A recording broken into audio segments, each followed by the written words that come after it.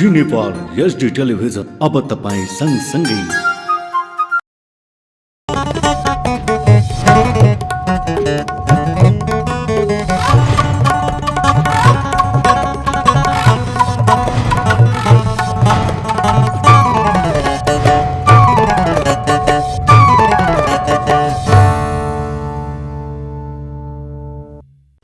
नमस्कार, जी नेपाल न्यूजमा यहाँलाई स्वागत छ। म करुणा। सुरु गरौं प्रमुख समाचारका शीर्षकहरूबाट। सहमतिको राजनीतिलाई अघि बढाउने प्रधानमन्त्री प्रचण्डको प्रतिबद्धता। मुलुकमा देखिएको आर्थिक सङ्कट समाधान गर्न सहकार्य आवश्यक रहेको धारणा।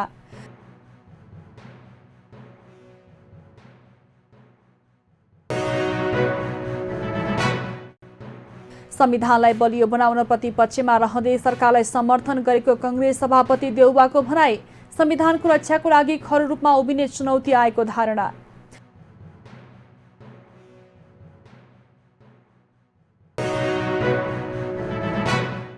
षड्यन्त्रका साथ कांग्रेसले सरकारलाई समर्थन गरेको भए सफल नहुने नेकपा एमालेका अध्यक्ष ओलीको भनाई।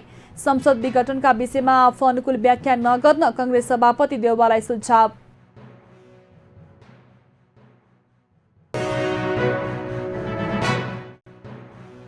तालिबानद्वारा अन्तर्राष्ट्रिय दबावपछि महिलामाथिको प्रतिबन्ध फुकुवा गर्ने संकेत।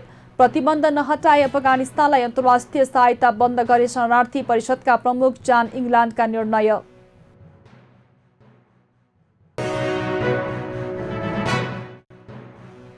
र नेपाल टी20 लिग अन्तर्गत जनकपुर रोयसलाई 39 रनले पराजित गर्दै विराटनगर फाइनलमा प्रवेश। अब फाइनल खेलमा विराटनगरले लुम्बिनीसँग सामना गर्ने। अब समाचार विस्तारमा। प्रधानमन्त्री पुष्पकमल दाहाल प्रचण्डले सहमतिको राजनीतिलाई अघि बढाउने प्रतिबद्धता जनाउनु भएको छ। मंगलबार प्रतिनिधि सभा बैठकमा विश्वासको मत माग्दै प्रधानमन्त्री प्रचण्डले सहमतिमा अघि बढ्न सबै राजनीतिक दलहरूलाई आह्वान गर्दै अपमान नभई सहमतिको राजनीतिलाई अघि बढाउने बताउनु भएको हो। राष्ट्रिय संकटको बेला राजनीतिक दल मिलेको र मिलेर अघि बढ्दा मात्रै देश अघि बढेको उहाँको भनाइ छ। प्रचण्डले मुलुकमा देखिएको आर्थिक संकट लगायतका समस्यामा समाधानका लागि अर्थपूर्ण सहकार्य आवश्यक रहेको धारणा राख्नु भएको छ। प्रचण्डले आफूले देश र जनताका लागि गर्ने कामको फेहरिस्त प्रस्तुत गर्दै क्यालेन्डर र टाइम कार्ड बनाएर कार्यक्रमहरू कार्यान्वयन गर्ने बताउनु भएको छ। कानूनका छिद्र देखाउने, काममा ढिलासुस्ती गर्ने र अनावश्यक झन्झट दिने काम यो सरकारलाई स्वीकार्य नभएको भन्दै प्रचण्डले सार्वजनिक सेवा प्रवाहलाई सरल, सहज तथा प्रविधि मैत्री बनाई जनतालाई चुस्त र नागरिक मैत्री सरकारको अनुभूति दिलाउन राष्ट्र सेवकलाई जिम्मेवार र उत्तरदायी बनाइने दावी गर्नु भएको छ। उहाँले आफूले लिएका लक्ष्य सरकारका घटक मात्र नभई सिङ्गो संसदलाई साथसाथै लैजान सके मात्रै पूरा हुने बताउनु भएको छ। संसदमा पूर्ण विश्वास र आपसी सद्भावको वातावरणको पक्षमा आफू रहेको उहाँको भनाइ छ। राष्ट्रियता, राष्ट्रिय सुरक्षा, परराष्ट्र सम्बन्ध, प्रमुख आर्थिक विषय एवं रणनीतिक पूर्वाधार लगायतका राष्ट्रका आधारभूत विषयहरूमा म राष्ट्रिय सहमतिको विकल्प देख्दिनँ। विस्तृत शान्ति सम्झौताको एउटा हस्ताक्षरकर्ता गिरिजाप्रसाद कोइराला आज हामी बीच हुनुहुन्न, तर शान्ति प्रक्रियाका केही काम अझै पनि बाँकी छन्। ती कामलाई तार्किक निष्कर्षमा पुर्याउन पनि मैले सहमति अनिवार्य देखेको छु। इतिहासका सबै उतार चढावहरूको स्मरण गर्दै देशमा सुशासन, समृद्धि र तीव्र आर्थिक क्रान्तिका लागि यसपटक सिङ्गो देश एक ठाउँमा उभिन र पुरै विश्वलाई नेपालको रूपान्तरणको सन्देश दिन म विशेष अपिल गर्न चाहन्छु। सभामुख महोदय, म यसपटक ठुलो आत्मस्वीकारोक्ति र आत्मसमीक्षा सहित यो रोस्टममा उभिएको छु। म यसअघि 9 महिना 2 पटक प्रधानमन्त्री भएँ। आज यो स्वीकार गर्न मलाई कुनै सङ्कोच छैन। पहिलो पटक प्रधानमन्त्री हुँदा मसँग न अनुभव थियो न टिम। विभाजित मनोदशा र पार्टीभित्रकै सङ्घर्षमा म बढी रुमल्लिएँ। सिक्दै भित्र र बाहिरका घेराबन्दीसँग जुझ्दै एउटा अप्रिय अवस्थामा मैले प्रधानमन्त्रीबाट राजीनामा दिन पर्ने अवस्था आयो। तैपनि मैले त्यसबेला सुरु गरेका मध्य पहाडी लोकमार्ग, उत्तर दक्षिण कोरिडोर, गरिब किसानको ऋण मिनाहा र विद्युतीकरणमा तीव्रता दिने प्रयासले राष्ट्रिय जीवनमा आज पनि प्रभाव पारेकै छ भन्ने मलाई सोच्दा, स्मरण गर्दा मलाई विशेष सन्तोषको अनुभूति हुन्छ। मेरो दोस्रो कार्यकाल वैदेशिक सम्बन्धमा ठुलो उतार चढाव आएको बेला सुरु भयो। मधेस आन्दोलनमै थियो। संविधानको सफल कार्यान्वयनमा धेरै विश्वास जागिसकेको थिएन। संविधान संशोधनको प्रयासबाट मैले मधेसलाई विश्वासमा लिने कोसिस गरेँ। स्थानीय निकायको निर्वाचन गरेर संविधान कार्यान्वयनको विश्वासपूर्ण सुरुवात गर्ने अवसर मैले प्राप्त गरेँ। मूल्य वृद्धि नियन्त्रणमा राखेर आर्थिक वृद्धि दर 7% कट्यो र एउटा आर्थिक मानक बन्यो। लोड सेडिङ अन्त्य भयो। त्यसअघि कहिल्यै पालना नहुने राजनैतिक सहमतिको मैले अक्षरशः पालन गरेँ र अत्यन्त इमान्दारीका साथ सत्ता हस्तान्तरण गरेँ। मलाई लाग्छ मेरो त्यो छोटो कार्यकाल सफल कार्यकालका रूपमा इतिहासमा दर्ज भइसकेको छ। आज परिस्थितिवश तेस्रो पटक प्रधानमन्त्रीका रूपमा विश्वासको मतका लागि अनुरोध गर्न म यो सम्मानित संसदको रोस्टममा उभिएको छु। मैले भनि नै हालेँ, म यसपटक फरक संकल्पका साथ संसद सामु उभिएको छु। विश्वासको मत पाएँ भने म प्रधानमन्त्रीको यो कार्यकाल इमान्दार स्वीकारोक्तिका साथ सुरु गर्न चाहन्छु कि हामी राजनीतिक कर्मी कहीँ न कहीँ चुकेका छौँ। इमान्दार स्वीकारोक्तिका साथ सुरु गर्न चाहन्छु कि हामी राजनीतिक कर्मी कहीँ न कहीँ चुकेका छौँ। त्यसो हुन्न थियो भने हाम्रा लाखौँ युवा विदेशी भूमिमा पसिना बगाइरहेका हुने थिएनन्। आफ्नै परिवारसँग आफ्नै देशमा रमाइरहेका हुने थिए। 50 लाखभन्दा बढी नेपाली अहिले पनि बहुआयामिक गरिबीमा हुने थिएनन्। हाम्रा विश्वविद्यालयहरू क्यालेन्डरसम्म बनाउन नसक्ने गरी भद्रगोल हुने थिएनन्। शिक्षा र स्वास्थ्य क्षेत्र राज्यको नियन्त्रणबाट लगभग बाहिर जाने अवस्था आउने थिएन। विकास आयोजनाहरू यस्तो लथालिङ्ग अवस्थामा हुने थिएनन्। खेलाडीहरू अरू सुविधा त परै रहोस्, डाइटसम्म दिन नसक्ने खेलाडीहरूलाई अरू सुविधा त परै जाओस्, डाइटसम्म दिन नसक्ने अवस्था हुने थिएन। जनताको हामीप्रति एक ढङ्गको असन्तोष छ भन्ने तथ्य लुकाएर होइन, जनताको हामीप्रति एक ढङ्गको असन्तोष छ भन्ने तथ्य लुकाएर होइन, त्यसलाई स्वीकार गरेर त्यो अवस्था बदल्ने गरी कार्यकाल सुरु गर्न म यो संसदको विश्वास चाहन्छु। सभामुख महोदय, सरकारलाई समर्थन गरेका दलहरू बीच न्यूनतम साझा कार्यक्रममा एउटा सहमति बनिसकेको छ र त्यो सरकार सञ्चालनको एउटा आधार बन्दैछ। सबै विवरण बुझिलो होला, त्यसैले संक्षेपमा मेरा केही प्राथमिकता संसदमा राख्ने अनुमति चाहन्छु। सबै नागरिकलाई 6 महिनाभित्रै नागरिकताको सुनिश्चितता, 1 वर्षभित्रै राष्ट्रिय परिचय पत्र वितरण अनि सुशासन, प्रभावकारी सेवा प्रवाह र समृद्धिका लागि नीतिगत र संरचनागत सुधार सरकारको अठोट हो। न्यायपालिकाको शुद्धिकरण र सुधार अनि भ्रष्टाचार नियन्त्रण मेरो प्रतिबद्धता छ। नागरिक प्रशासन र सुरक्षा निकायलाई सक्षम, व्यावसायिक र जनताप्रति उत्तरदायी बनाउन विज्ञ सम्मिलित उच्चस्तरीय कार्यदल गठन अनि सेवा प्रवाहको गुणस्तर र प्रभावकारिता बढाउन संसदको पहिलो अधिवेशनबाटै कम्तीमा 1 दर्जन नयाँ ऐन तर्जुमा या विद्यमान ऐनमा समानुकूल परिमार्जनको सङ्कल्प पनि म यहाँ दोहोऱ्याउन चाहन्छु। भ्रष्टाचार विरुद्ध शून्य सहनशीलता, सरल र सहज सार्वजनिक सेवाको प्रत्याभूति, सरकारी सेवामा टाइम कार्ड र अनलाइन प्रणाली पनि सरकारका प्राथमिकता हुनेछन्। सरकारमा म त्यही आवेग जगाएर आफू, देश र यो संसदलाई पनि प्रमाणित गर्न चाहन्छु। सम्भव छैन, सकिँदैन, केही हुँदैन भन्ने निराशा र नकारात्मक भावलाई अब यो सरकारमा कुनै ठाउँ हुने छैन। म यो संसदसँग विश्वासको मत पनि नितान्त सकारात्मक र रचनात्मक हस्तक्षेपका लागि माग गरिरहेको छु। हामी सबै दल मिलेर व्यवस्था बदल्यौँ।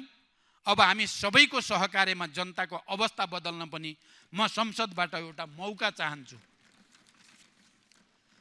मलाई कुनै दुविधा छैन, एउटा कप्तान केवल एउटा टिमका रूपमा सफल हुन्छ। मैले लिएका लक्ष्य सरकारका घटक मात्र होइन, सिङ्गो संसदलाई साथसाथै लैजान सके मात्र पुरा हुनेछन्। मैले पहिले पनि भने, म निषेध र अपमान होइन, सहकार र आपसी विश्वासको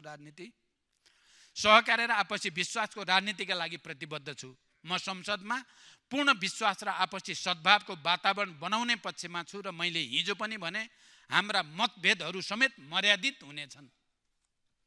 म सबै दल र मान्य सदस्यहरूलाई आग्रह गर्दछु, आउनुहोस् यसपटक संसदमा नयाँ अध्यायको सुरुवात गरौँ। त्यसै पनि नेपालको राजनीति केही कमजोरीका बावजुद अन्यत्र भन्दा भिन्न छ। अन्यत्र हामी धेरै बदला भाव देख्छौँ, तर यहाँ प्रतिशोधलाई धेरै ठाउँ छैन। हामी कहाँ राजनीतिक संवादहीनता पनि लामो समय रहने गरेको छैन। राष्ट्रका सङ्कटहरूमा हामी सबै राजनीतिक दल पटक पटक एकै ठाउँमा उभिँदै आएका छौँ। यसपटक पनि संसदको विभाजन नहोस्, देशले एकता र सहकार्यको सन्देश प्राप्त गरोस्। म बिना कुनै पूर्वाग्रह सबै राजनीतिक दलहरूसँग सहकार्यका लागि प्रतिबद्ध छु। सिङ्गो सदनको साझा प्रधानमन्त्रीका रूपमा मलाई राष्ट्र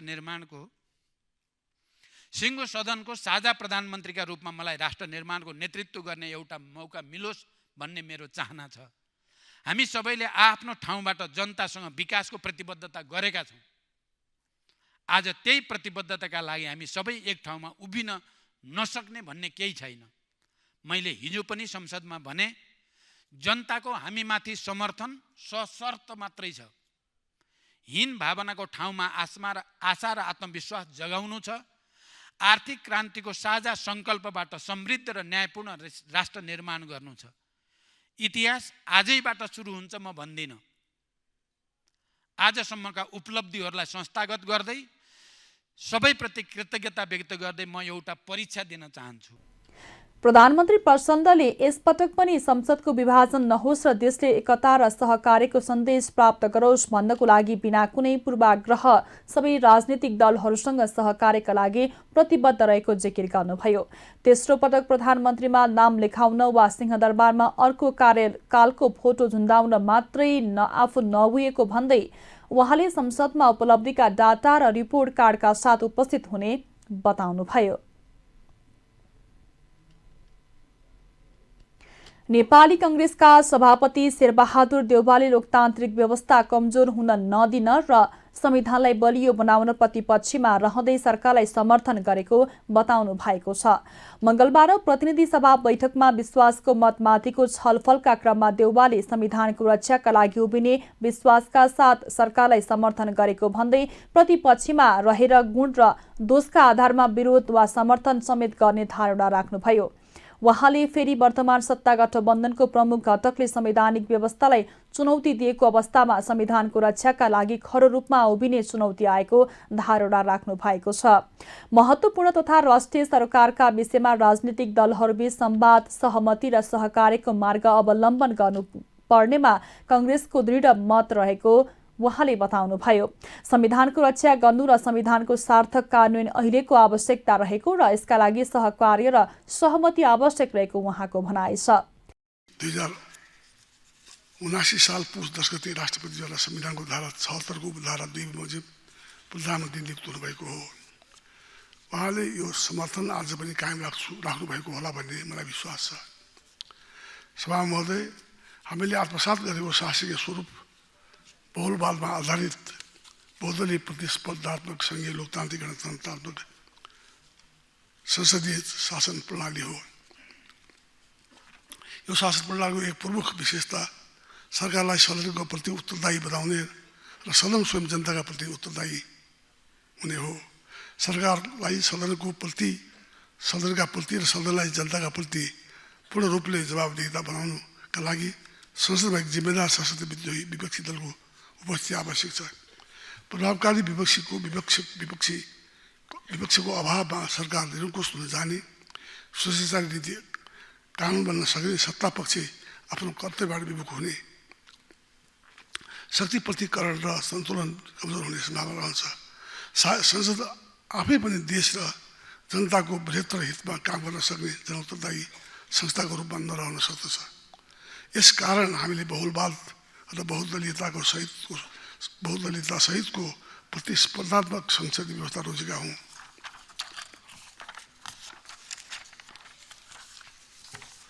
सरकारको गठन गर्नु वा सरकार परिवर्तन गर्नु यो गौरवमय संसदको एक महत्त्वपूर्ण काम हो।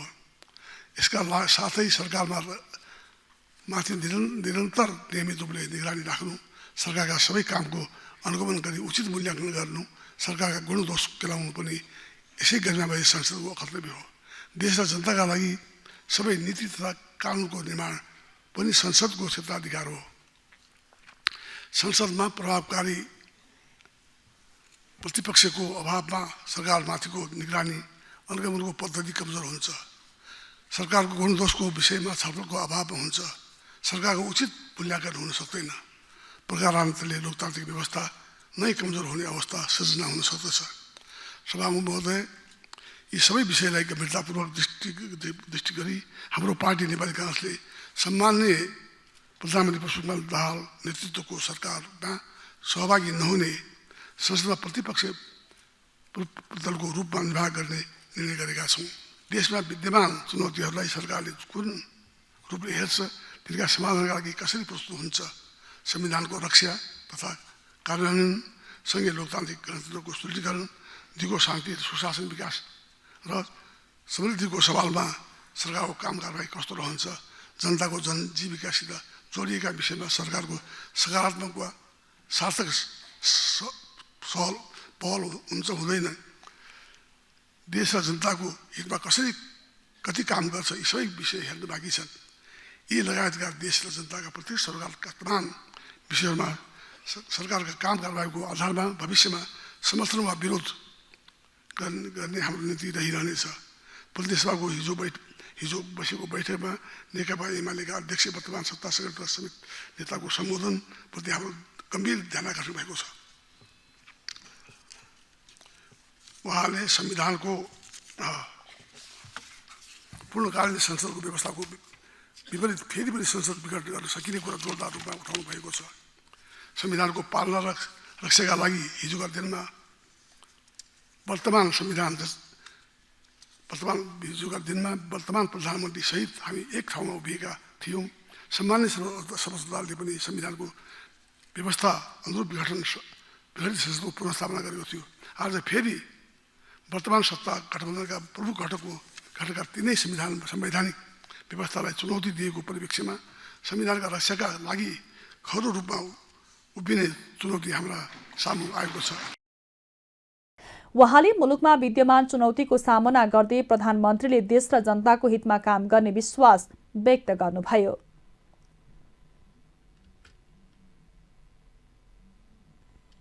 नेकपा एमालेका अध्यक्ष केपी शर्मा ओलीले षड्यन्त्रका साथ काङ्ग्रेसले सरकारलाई समर्थन गरेको भए सफल नहुने स्पष्ट पार्नु भएको छ।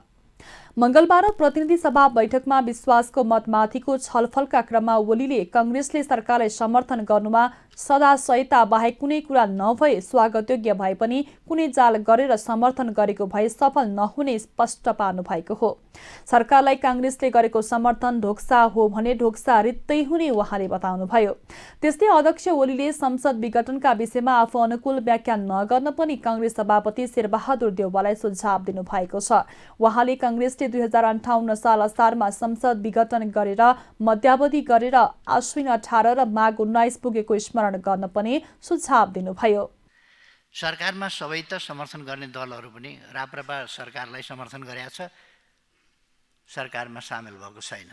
त्यही हैसियत नेपाली काङ्ग्रेसले पनि आफूलाई प्रतिपक्षको होइन कि एउटा सहकार्यको जुन राखेको छ, यो खुसीको कुरा हो, धेरै खुसीको कुरा हो।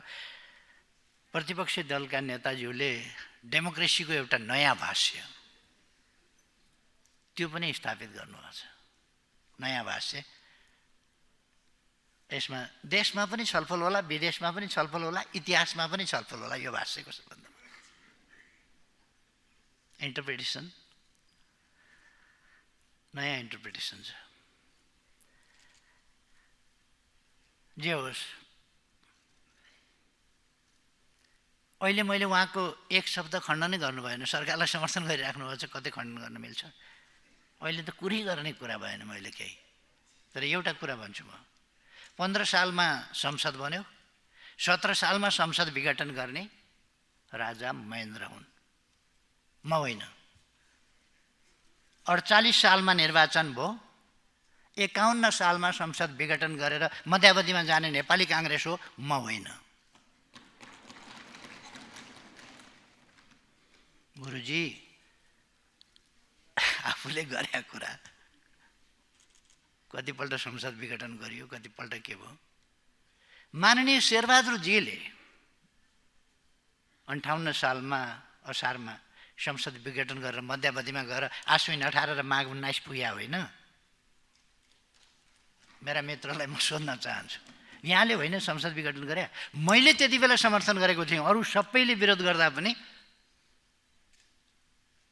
यदि चुनाव गराउनु भएन भने गलत हो, चुनाव गराउनु भयो भने जनताका बीचमा जाने कुरा ठिक हो भनेर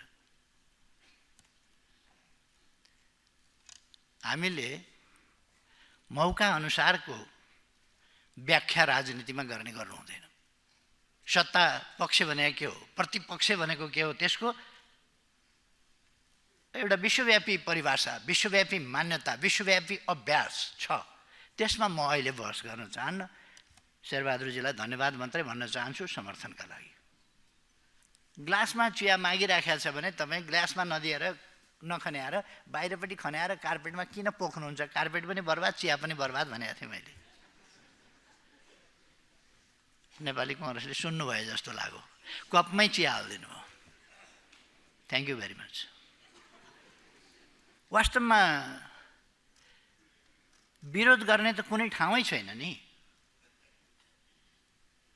प्रधानमन्त्रीमा पुष्पकमल दाहालजीलाई विरोध गर्ने त ठाउँै छैन, कसैको लागि पनि ठाउँ छैन। त्यसमा पनि नेपाली काङ्ग्रेसका लागि त कुनै ठाउँ छैन। 2 वर्षपछि त भोट हाल्छु भनेकै थियो, 2 वर्ष अगाडि नजिताको न कुरो हो यो होइन। 2 वर्षपछि हाल्ने भने अहिले किन नहाल्ने? मामुली कुरा हो त्यो। 2 वर्षपछि त हाल्छु भनेकै थियो।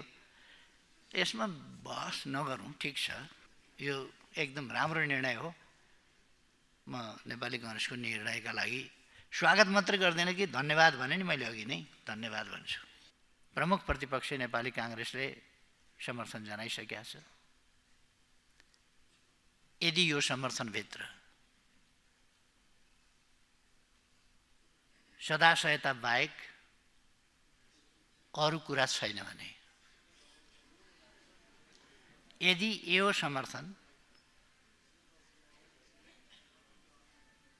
कुनै जाल होइन भने, यो समर्थन कुनै ढोक्सा होइन भने स्वागत योग्य छ। ढोक्सा हो भने म भन्न चाहन्छु, जाल हो भने म भन्न चाहन्छु, माछा नभएको खोलामा फ्याँके जस्तै हुनेछ जाल। केही यसभित्र भोलिका निम्ति अरू खालका कुराहरू सोचिएको छ भने ढोक्सा रित्तै हुनेछ। किनभने त्यस खोलीबाट पानी, त्यस पानीबाट, त्यस खोल्सीबाट त्यो ढोक्सा थापेतिर कुनै माछा बग्नेवाला छैन। त्यसर्थ तर मैले विश्वास गरेको छु नेपाली काङ्ग्रेसले पनि त आफै अन्तिम पटक संसद विघटन गरेर प्रतिगमनमा पुर्याएर माघ 19 पुर्याएको सम्झिएर संसद विघटन भनेपछि प्रतिगमन ठान्नुहुन्छ, झस्याङ्ग हुने नि। सधैँ त्यस्तो हुँदैन, सधैँ त्यस्तो हुँदैन। अध्यक्ष ओलीले सरकारले अघि सारेका कार्यक्रम र प्रतिबद्धता पूरा गर्न कठिन रहेको भन्दै चुनौतीका साथ पूरा गर्ने दावी गर्नुभयो।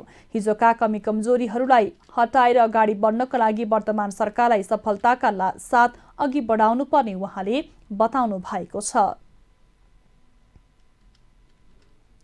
राष्ट्रिय प्रजातन्त्र पार्टीका अध्यक्ष राजेन्द्र लिङदेनले जनताको चाहना सुशासन कायम राख्न र विकासको गति तीव्र रूपमा बढाउनुपर्ने बताउनु भएको छ। प्रतिनिधि सभाको मंगलबारको बैठकमा विश्वासको मतमाथिको छलफलका क्रममा लिङदेनले जनतालाई दिन सेवा प्रवाह र राष्ट्रियताको सन्दर्भमा भएका प्रतिबद्धताका आधारमा सरकारलाई पूर्ण समर्थन रहेको समेत बताउनुभयो। अहिलेको संसदीय संरचनाले नै सबै मिलेर जानुपर्ने अवस्था आएको उहाँले बताउनुभयो। अध्यक्ष लिङदेनले पृथ्वी जयन्तीमा सरकारले सार्वजनिक बिदा दिने निर्णय गरेकोमा धन्यवाद व्यक्त गर्दै नेपालको एकीकरण गर्ने पृथ्वीनारायण शाहलाई सम्झँदा कसैले पनि हीनताबोध गर्न नपर्ने बताउनुभयो। जुन विगतबाट शिक्षा लिएर, इतिहासबाट शिक्षा लिएर आगामी दिनमा खास गरी सुशासन, विकास र सेवा प्रवाहका सम्बन्धमा र राष्ट्रियताको सम्बन्धमा जुन प्रतिबद्धताहरू व्यक्त भएको छ त्यसमा राष्ट्रिय प्रजातन्त्र पार्टीको समर्थन छ। राष्ट्रिय प्रजातन्त्र पार्टी विश्वास गर्दछ कि आगामी दिनमा उहाँको नेतृत्वमा अघि जुन प्रतिबद्धताहरू व्यक्त भएको छ त्यो प्रतिबद्धताले सफलता प्राप्त गर्नेछ र त्यसमा हाम्रो पनि साथ र सहयोग रहनेछ। हामीले लामो समयदेखि एउटा सुशासनको अपेक्षा गरिराखेका थियौँ, विकासले गति पक्रोस्, जनताले सामान्य सेवा लिनको लागि पनि लामो लामो लाइन बस्नु नपरोस्, यस विषयमा ठोस प्रतिबद्धताहरू आएका छन्। खुसी पनि व्यक्त गर्न चाहन्छु र यो बीचमा म सरकारलाई एउटा धन्यवाद पनि दिन चाहन्छु कि हिजो मात्रै सरकारले पृथ्वी जयन्तीलाई सार्वजनिक बिदा दिने जुन निर्णय गरेको छ, म सरकारप्रति धन्यवाद व्यक्त गर्न चाहन्छु, आभार व्यक्त गर्न चाहन्छु। राष्ट्र निर्मातालाई सम्मान गरेर जाँदाखेरि कसैले पनि हिंताबोध गर्नु पर्दैन। पृथ्वीनारायण शाह थिए र नेपाल भन्ने राष्ट्र छ। मैले यो रोस्टममा उभिएर अघिल्लो कार्यकालमा पनि भनेको थिएँ, नेपाल राष्ट्र छ, त्यसकारणले आज पुष्पकमल दाहाल प्रचण्ड नेपालको प्रधानमन्त्री हुनुहुन्छ। जसले नेपाली नाम र पहिचान दियो त्यो राष्ट्र निर्मातालाई सम्मान गर्न कसैले पनि हिंताबोध गर्नु पर्दैन। आज यो सरकारले यो हिम्मत गर्यो, फेरि पनि म यो सरकारलाई धन्यवाद दिन चाहन्छु।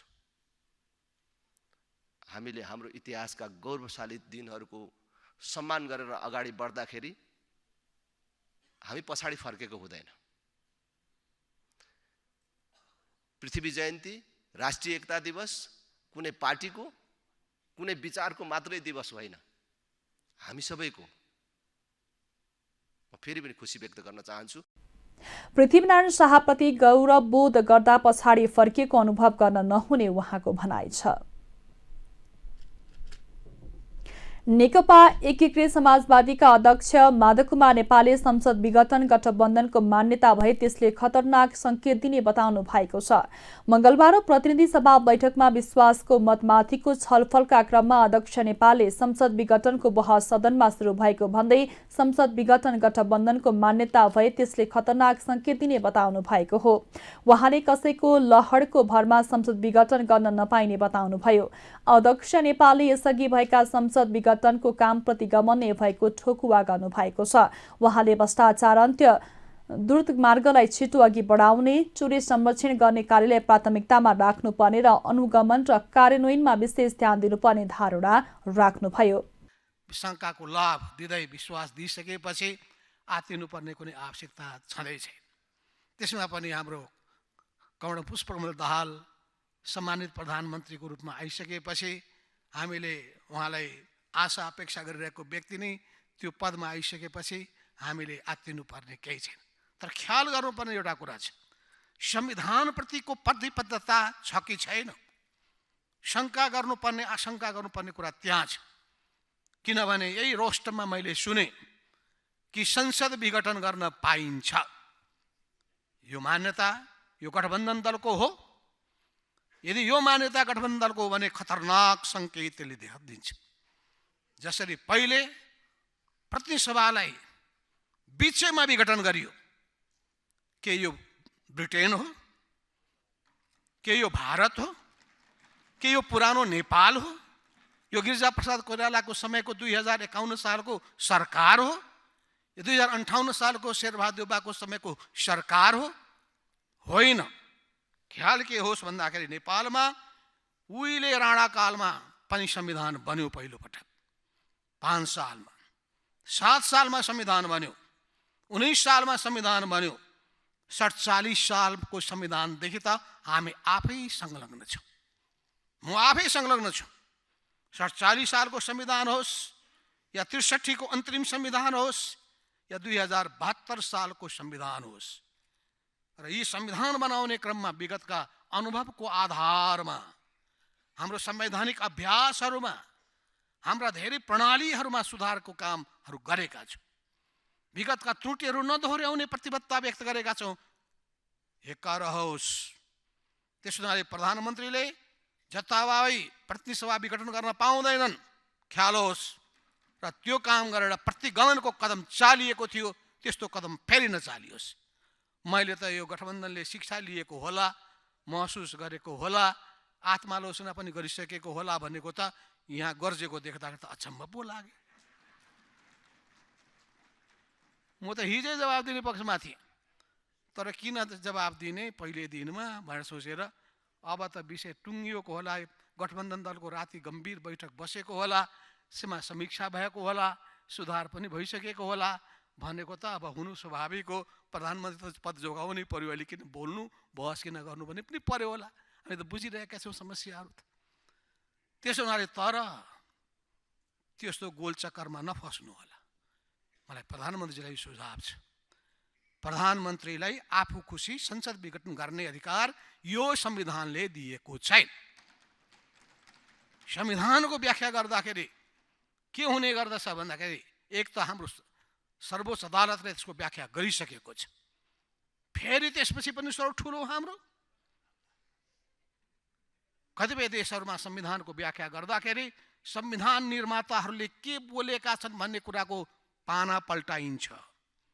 र संविधान बनाउँदाखेरि बहुत बहस भएको छ, किन जताभावी बीचमा संसद भङ्ग गर्दाखेरि राजनीतिक अस्थिरताको त्यसले स्थिति पैदा गरेको हुनाले राजनीतिक स्थायित्वको निम्ति पनि के गरियो भने, एकपटक सरकार बनिसकेपछि, विश्वासको मत प्राप्त गरिसकेपछि 2 वर्षसम्म सरकारको विरुद्धमा अविश्वासको प्रस्ताव दर्ता गर्न पाइँदैन भन्ने प्रबन्ध हाम्रो संविधानमा भएको छ। संविधानको कुन धारामा भएको छ म बताऊ? त्यसै गरी के भएको छ भन्दाखेरि, विकल्प हुन्जेलसम्म, अर्को सरकार गठन हुने विकल्प भएसम्म प्रतिनिधि सभा विघटन गर्न कसैको लहरको भरमा पाइँदैन। त्यसो हुनाले कहिले जापानको कुरा ल्याएर, कहिले कहाँका कुरा ल्याएर संसार थाहै पनि जानेछ। संसारको संविधान पढेरै 47 सालको संविधान बनाउँदा सबभन्दा बढी किताब पढिया थियो। हाम्रो विश्वनाथ उपाध्यायजी यस बारेमा धेरै सजग पनि, जम्मै देशका संविधान किताबका पोटा पोथी दिएर हामीलाई दिनुभएको थियो र सबै पढिएको छ। अनि त्यही बेलामा पनि मैले यो संविधानको यो ठाउँको जापानको अनुभव यहाँ लागू, यो राखौँ भन्दाखेरि जापानको अनुभव यहाँ ल्याउने भनेर राजा वीरेन्द्र खड्केका थिए ममाथि। त्यसो भएको हुनाले चाहिँ त्यो विघटन गर्ने कुरा गलत थियो। त्यसैलाई त्यो प्रतिगामी कदम भनेर भनेको हो। त्यसलाई चाहिँ स्वीकार गरेपछि हामी पोल छ भने शब्द बदलिदिउँला नबोलिदिउँला, तर महसुस त हुनु पर्यो। महसुस छैन। त्यस हुनाले त्यस्तो काममा वर्तमान सरकार नजाओस्, यसमा मैले सजग गर्न चाहन्छु। यस अर्थमा संविधानको रक्षा गर्ने कुरा, त्यसको परिपालना गर्ने कुरा, कानुनी शासनको प्रत्याभूति दिने कुरा, संघीयताको प्रभावकारी कानून गर्ने कुरामा ध्यान जाओस्। अध्यक्ष नेपालले आफूहरूले चाहेको व्यक्ति नै प्रधानमन्त्री भएको र प्रतिपक्षमा रहेको नेपाली कांग्रेसले समेत समर्थन गरिसकेपछि विश्वासको मत सम्बन्धी विषय स्वतः अघि बढिसकेको जिकिर गर्नुभयो। गण्डकी प्रदेशका नवनियुक्त मुख्यमन्त्री खगराज अधिकारीले 29 पुसमा विश्वासको मत लिने हुनुभएको छ। मंगलबार भएको छलफलबाट शुक्रबार मुख्यमन्त्रीले विश्वासको मत लिने निर्णय भएको बिना विभागीय मन्त्री पञ्चराम गुरुङले जानकारी दिनुभयो। नेकपा एमालेका खगराज अधिकारीले नेकपा एमाले, माओवादी, राप्रपा र राजीव गुरुङ, दीपक मनाङ्गे सहित 33 जनाको समर्थनमा सोमबार मुख्यमन्त्री नियुक्त हुनु भएको थियो। 60 सिट संख्या रहेको गण्डकी प्रदेशमा बहुमत पुर्याउन 31 सिट चाहिन्छ। अधिकारीले प्रदेश प्रमुख समक्ष मुख्यमन्त्रीमा दाबी पेश गर्दा एमालेका 22, माओवादीका 8 र राष्ट्रिय प्रजातन्त्र पार्टी 9, राप्रपाका 2 र एकीकृत समाजवादीका 1 जना गरी 33 सांसदको समर्थन रहेको थियो। बागमती प्रदेशका नवनियुक्त मुख्यमन्त्री शालिग्राम जमकट्टेले प्रदेशमा मन्त्रालयको संख्या घटाउन लागेको बताउनु भएको छ।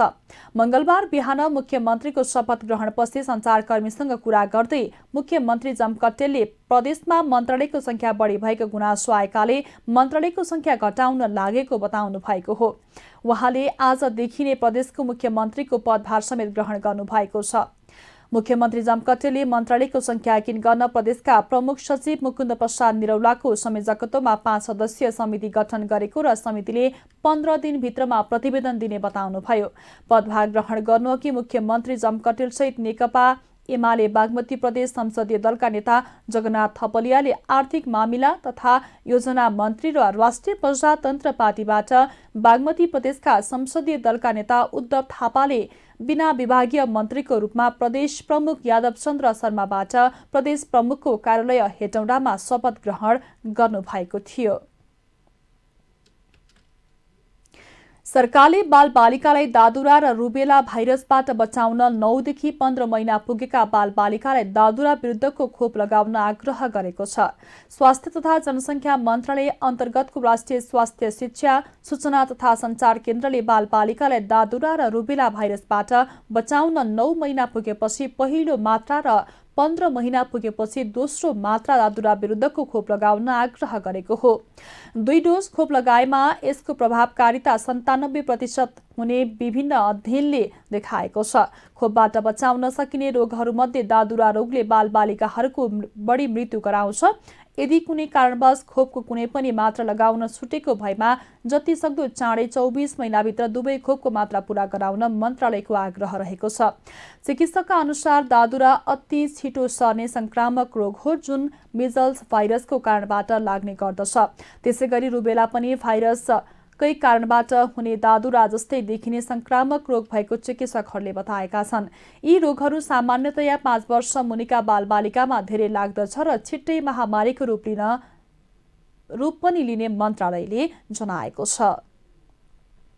लुम्बिनी प्रदेशमा 13 वटा मन्त्रालयहरूलाई घटाउँदै 11 मन्त्रालय बनाउने तयारी थालिएको छ। सरकार गठनको लागि दाबी पेश गर्न बसेको सत्ता गठबन्धनको बैठकमा मन्त्रालयको संख्या घटाउने सम्बन्धमा सैद्धान्तिक सहमति भएको हो। सरकारको नेतृत्व गर्ने जिम्मेवारी पाएको एमाले र सत्तारूढ दलहरूबीच मन्त्रालयलाई 11 वटा बनाउने अनौपचारिक सहमति भएको छ। यसअघि 13 मन्त्री र 4 राज्य मन्त्री सहित 17 मन्त्री रहेको लुम्बिनीमा त्यसलाई घटाएर 11 वटा बनाइने भएको हो। एमाले संसदीय दलका नेता लीला गिरीले 9 वटा मन्त्रालय बनाउने प्रस्ताव गरे पनि सबै दलहरूलाई भाग पुर्याउनु पर्ने भएकाले 11 वटामा सहमति भएको स्रोतको दाबी छ। मुख्यमन्त्री नियुक्तिका लागि दाबी प्रस्तुत गर्ने निर्णयको लागि बसेको बैठकमा एमाले मुख्यमन्त्री सहित 3, माओवादीले 2 र राप्रपा नागरिक उन्मुक्ति जसपालाई 1-1 मन्त्रालय दिने प्रस्ताव गरिए पनि माओवादीलाई सभामुख राप्रपालाई उपसभामुख दिने केन्द्रीय सहमति भइसकेको भन्दै नागरिक उन्मुक्तिले 2 मन्त्रालय दाबी गरेपछि 11 वटासम्म मन्त्रालय बनाउने सैद्धान्तिक सहमति भएको बताइएको छ। नेपालगञ्जमा दोस्रो पटक वेस्टर्न ट्राभल मार्ट गर्ने तयारी भएको छ। पश्चिम नेपालका पर्यटन गतिविधि तथा गन्तव्यको राष्ट्रिय तथा अन्तर्राष्ट्रिय रूपमा प्रसार तथा प्रबोधन गर्ने उद्देश्यले आगामी माघ 2 साता उक्त मार्ट आयोजना गर्न लागेको हो।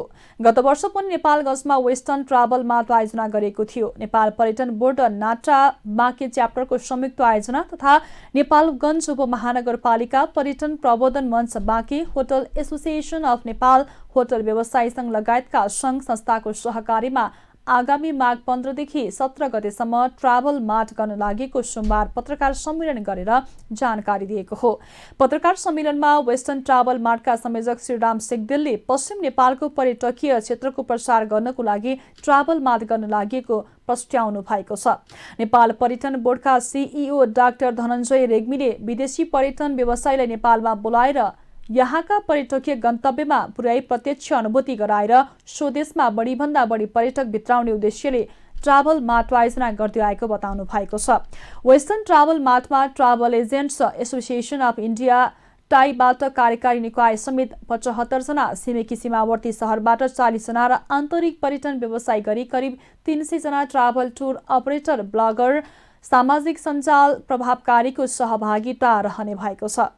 मार्टमा काठमाडौँ लगायत 7वटै प्रदेशका पर्यटन व्यवसायीहरू भेला भई स्थानीय संस्कृति, टुर प्याकेज र लुम्बिनी, कर्णाली तथा सुदूरपश्चिम प्रदेशका पहाडी तथा हिमाली भेगमा पर्यटक आकर्षण गर्ने योजना रहेको आयोजकले जनाएको छ। नेपालगञ्जमा हुने 2 दिने लुम्बिनी प्रतिस्तरीय माघ महोत्सवको सम्पूर्ण तयारी पूरा गरिएको छ।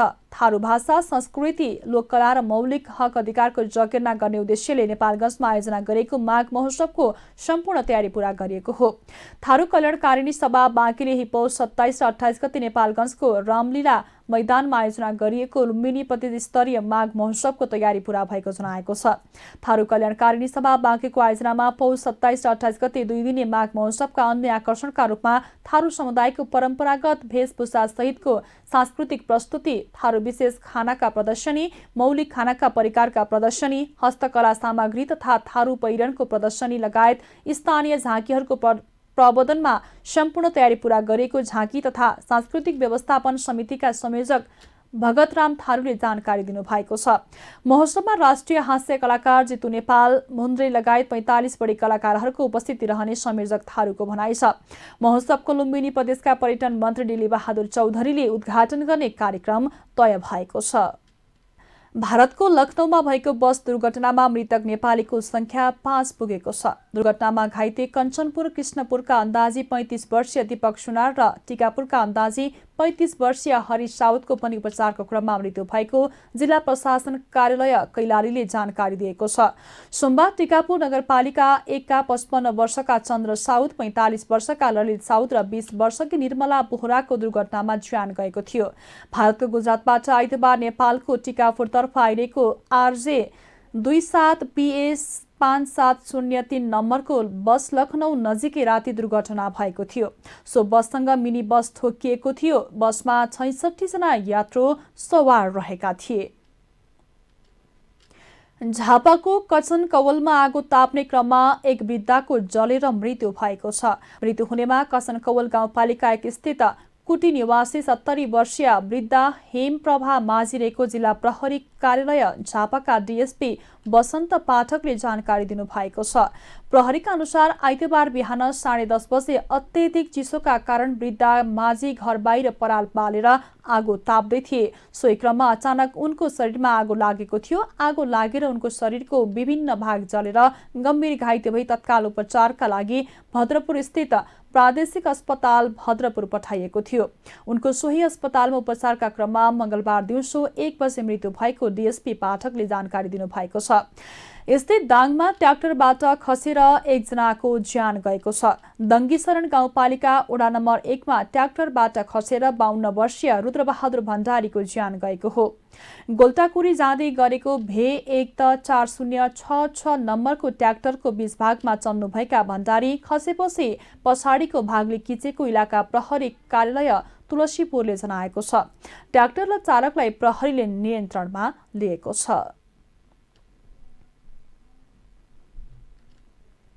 अब अर्थ समाचार।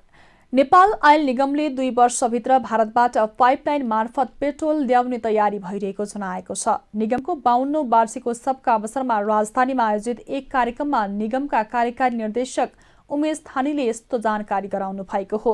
थानीका अनुसार आवश्यक अन्य पूर्वाधारको निर्माण सम्पन्न गरी अबको 2 वर्षभित्र पाइपलाइनबाट पेट्रोल समेत ल्याउनका लागि इन्डियन आयल कर्पोरेसनसँग नियमित छलफल तथा प्राविधिक अनुभव आदान प्रदानको कार्यलाई तीव्रता दिएको छ। हाल भारतको मोतिहारीदेखि 12 को अमलेखगञ्जसम्म पाइपलाइन मार्फत डिजेल मात्र आयात भइरहेको छ। यसले डिजेलमा निगमको ढुवानी खर्च घटाएको छ।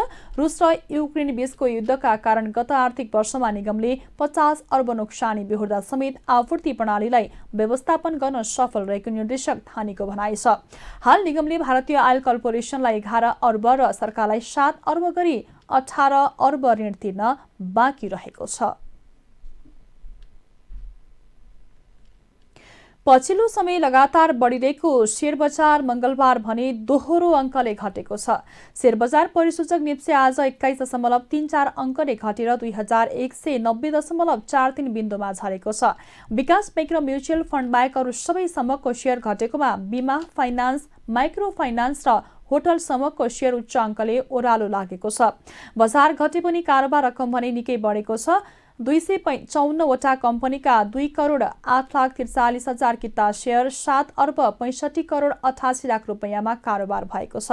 सबैभन्दा धेरै गाँधी ग्रुप पावर कम्पनीको 21 करोड र अपे पावर कम्पनीको 20 करोड रुपैयाँ भन्दा धेरैको शेयर किनबेच भएको छ। मंगलबार सबैभन्दा धेरै तारागाउँ रिजेन्सी होटलको शेयर 8.5% तथा बुद्धभूमि नेपाल हाइड्रोको शेयर 7.5%ले घटेको छ। समग्रमा बजार घटे पनि बाराही हाइड्रोको शेयर 10%ले, एचआइडिसिएल को 9.5%ले र सिंगटी हाइड्रोको शेयर 8.5%ले बढेको छ। अब अन्तर्राष्ट्रिय समाचार। अफगानिस्तानमा काम गर्ने एउटा महत्त्वपूर्ण अन्तर्राष्ट्रिय सहायता एजेन्सीले कम्तीमा 3 तालिबान मन्त्रीहरूले महिलामाथिको प्रतिबन्ध हटाउन शीर्ष नेतृत्वले काम गरिरहेको जानकारी दिएको छ। काबुल भ्रमणमा रहेका नर्वेको शरणार्थी परिषदका प्रमुख जान इङ्ग्ल्यान्डले बीबीसी प्रस्तोसँगको विशेष अन्तर्वार्तामा तालिबानले महिलाको काम र बालिका शिक्षामा लगाइएको प्रतिबन्ध हटाउन नसके अफगानिस्तानले अन्तर्राष्ट्रिय सहायता बन्द हुन थाल्ने बताएका छन्। इङ्ग्ल्यान्डका अनुसार तालिबान नेताहरूले महिलाहरूलाई पढ्न अनुमति दिइने बारे सकारात्मक रहेको बताएका छन्। सबैभन्दा महत्त्वपूर्ण कुरा महिलाहरू काममा फर्कन सक्ने संकेत गरेका छन्। अब खेल समाचार। विराटनगर सुपर किङ्स नेपाल टी20 क्रिकेट लिगको फाइनलमा प्रवेश गरेको छ। त्रिवी क्रिकेट मैदानमा मंगलबार भएको दोस्रो क्वालिफायर खेलमा जनकपुर रोयल्सलाई 39 रनले पराजित गर्दै विराटनगर फाइनलमा प्रवेश गरेको हो।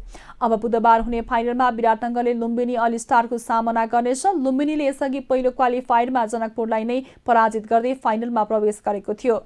मंगलबारको खेलमा 168 रनको लक्ष्य पछ्याएको जनकपुरले 19 ओभर 1 बलमा सबै विकेट गुमाउँदै 128 रन मात्रै जोडेको छ। जनकपुरका लागि चार्डविक वाल्टनले सर्वाधिक 51 तथा कप्तान ट्रेभोन ग्रिफिथले 34 रन बनाएका छन्। विराटनगरका केयुन जोफेसले सर्वाधिक 3 विकेट लिएका छन्। नन्दन यादव र राजले 2-2 विकेट हात पारेका छन्। यसअघि टस जितेर पहिले ब्याटिङ गरेको विराटनगरले निर्धारित 20 ओभरमा 6 विकेट गुमाएर 167 रन जोडेको छ। विराटनगरका लागि गौरांशु शर्माले सर्वाधिक 42 रन बनाएका छन्। अर्जुन साउदले 35, राज नननले 33 तथा हुसेन लततले 31 रनको योगदान गरेका छन्। जनकपुरका लागि जितेन्द्र मुखियाले, सराफुद्दिन अशरफ, लतिल राजवंशी र समीउल्लाह सिनवारीले 1-1 विकेट हात पारेका छन्। खेल समाचारसँगै हामी जी नेपाल न्युजको अन्त्यमा आइसकेका छौं। जाँदा जाँदै प्रमुख समाचारका शीर्षकहरू पुनः एकपटक। सहमतिको राजनीतिलाई अघि बढाउने प्रधानमन्त्री प्रचण्डको प्रतिबद्धता। मुलुकमा देखिएको आर्थिक सङ्कट समाधान गर्न सहकार्य आवश्यक रहेको धारणा।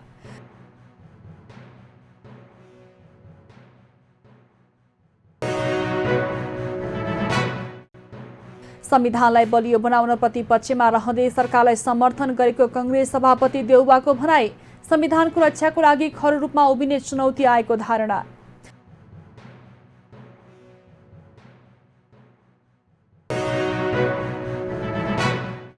षड्यन्त्रका साथ कांग्रेसले सरकारलाई समर्थन गरेको भए सफल नहुने नेकपा एमालेका अध्यक्ष ओलीको भनाई। संसद विघटनका विषयमा आफू अनुकूल व्याख्या नगर्न कांग्रेस सभापति देउवालाई सुझाव।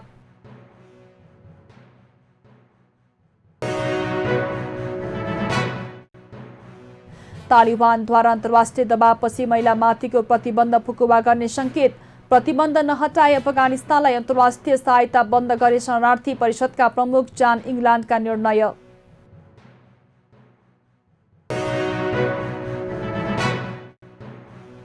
र नेपाल टी20 लिग अन्तर्गत जनकपुर रोयल्सलाई 39 रनले पराजित गर्दै विराटनगर फाइनलमा प्रवेश। अब फाइनल खेलमा विराटनगरले लुम्बिनीसँग सामना गर्ने।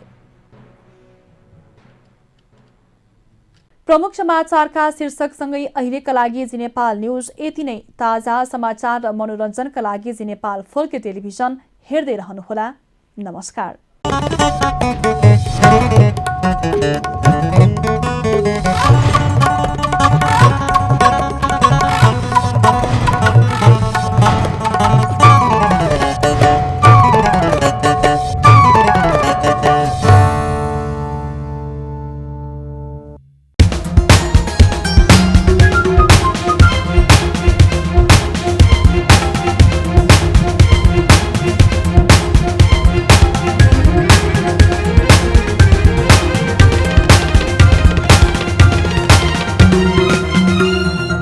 जी नेपाल एचडी टेलिभिजन अब तपाईँ सँगसँगै